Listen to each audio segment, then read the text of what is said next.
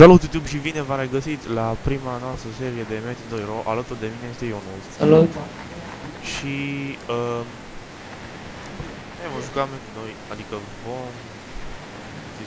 vom evolua aici pentru că este un cont de farmer momentan. Și sperăm că vom face și noi skill-urile mai bune, etc. Nu mai un pic, revin imediat. Am revenit, scuzați această întrerupere. Revin, vă arăt, itemele nu sunt strălucite, de asta și farmez, de asta și caut o grămadă de chestii și da. Și shop-ul l-am pus cu o grămadă de porcării, dar nu contează, pentru că vreau bani, din ce în ce mai mult să evoluez în bani și în skill-uri. Această carte nu zic ce am pus, am pus-o pe shop, dar în fine. Nici în ce vă imaginez, am full shop-ul. Ok, deci, Ribul plus 9, pagone de 33, 5 pătrunzătoare, șanse de burcare 2. Și ciobăr, da, așa. Călugărul făcut la vrăjală, pantofi de piele care o să trebuiască să-i schimb, folierul la fel, abanou și plus 7, brățara deja de cu K și toitul de fier și aici leul, zul de bunicel și scutul pentagon. Ok. Un vortej sabii primit de la un prieten, că mie eu n-am drop de așa ceva. În legătură cu dropul, vă zic, am stat ieri și nu mi-au picat nicio aură, niciun ureș, doar cărți handicapate și mă cam de ele. O să vând ceva la magazin general. O să vă arăt ce trebuie să facem. Este un event pe Metin, dacă nu știți. Eventul constă în de Crăciun, Moș Crăciun, etc. Aduci sete, da, și îți dă un cadou, un cufăr de Crăciun. Din cuforul de Crăciun pică foarte multe chestii, un bless, un SS, un bani. Această licoare grabie care nu știu ce face, dacă știți voi puteți să lăsați în comentarii. Mai pică fructul vieții care, dacă unii nu știu, mărește gradul cu 2K pentru 8 ore. Și ce se poate să mai pice? Este porcărie. Da, ok. Uite de alea. Mulți bani. Ne luăm și noi cu acesta vă puteți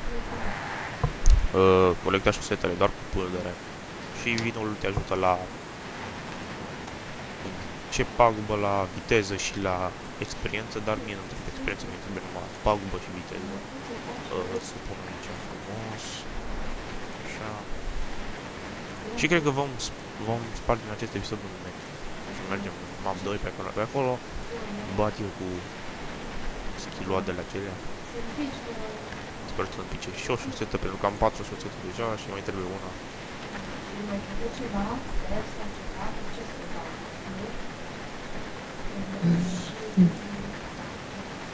Calul este nivel 8.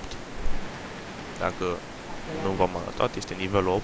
Este și când fac azi îl fac nivel 9, cred că voi filma când voi face nivel 9.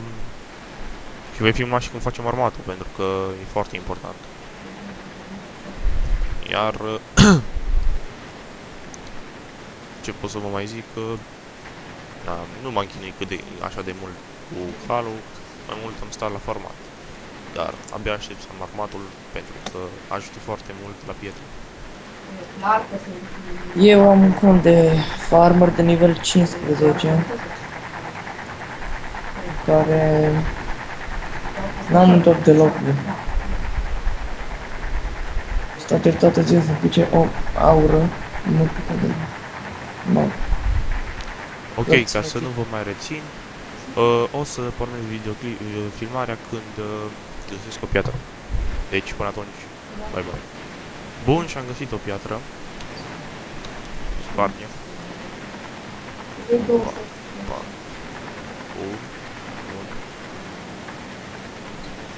Deci asta mă interesa la vinul fiert. Că dă mai mult. Are pagubă și Bambi are 15%, dar na. Și PV are bani.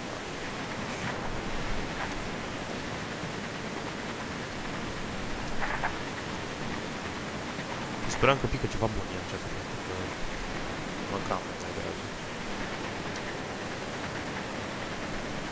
Ce pot să mai zic? Ce părere am eu despre unitatea Metin 2? Nu prea bună, nu prea îi suportă unii player, iar stafful se observă așa transparent, cum să zic, nici prea mult, nici prea puțin. Însă, eu o joc cu Metin for fun, poate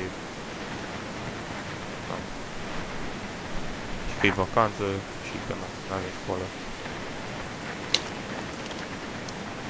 Însă nu avem noroc la drop. Nimic. Deloc. Doar niște cărți care se vând cu 50 cava, să zicem. Iau rădăcini de Dango pentru că fac sub nivelul de Dango, sau rădăcina. Și nu știu ce, de parcă PV, nu mai știu. Erau rețetele acolo undeva la Ioan. Mergeți și vedeți.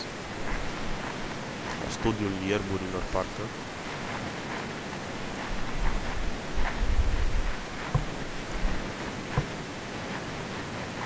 Așa, aproape spartă și...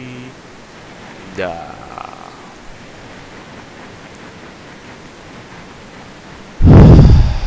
Piatra grabă plus 0 pe bune? Hai frate, nici așa nu merge. La ce piatră? La D30. Bun. Ne vedem când găsim următoarea piatră. Bun, și-am găsit a doua piatră. Mai era una de 20, dar am găsit 4. Era o critică. La ce muream, doamne? Doamne.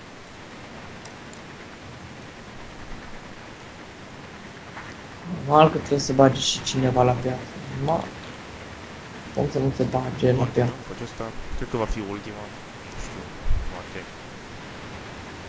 Pentru că, da, e destul de blăditor să o spargi în pietre. Farmatul, da, o să mai dureze.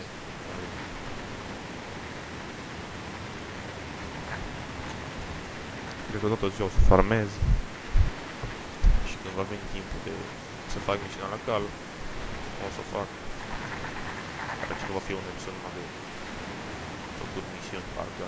Deci facem comisiune, parcă securia de aur furată a lui ăla, nu știu cum o cheamă, a lui frasul, pierarului, ăla cu târnăcopul. Bine că eu picat lui carte competențe. Da, poate vezi că-i pica aură. Again. Și-i ba. Aruncat-o pe jos. Da, sigur e aură. Acolo sabil. Wow, nu mi-l trebuie.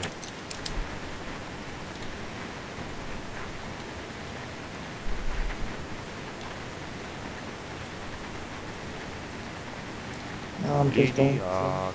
Dar șosetă nu... De ce? De ce nu pică șoseta? Pică șosete cam încă una măcar. Ieri la format Ionuț a făcut cred că 26 de șosete. 29. Ah, mai bine. Tot o grămadă și nici o aură sabil. Da. Am stat cu 2 rank. Pe diferite forme. Și șosetele pica asta, numai 29. Spargem și pe aceasta.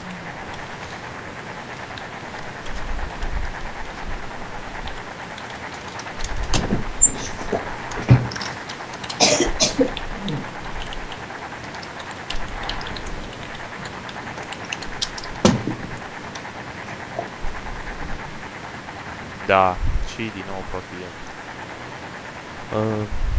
Dar atât pentru episodul acesta. Tot numai de introducere. Da, o să revin cu altul, cred că tot astăzi, cu misiunea la cale și alte misiuni. Până data viitoare, un like, Un sfat. un sfat, sugestii, ce să mai schimbăm, ce să nu. Până data viitoare, pa!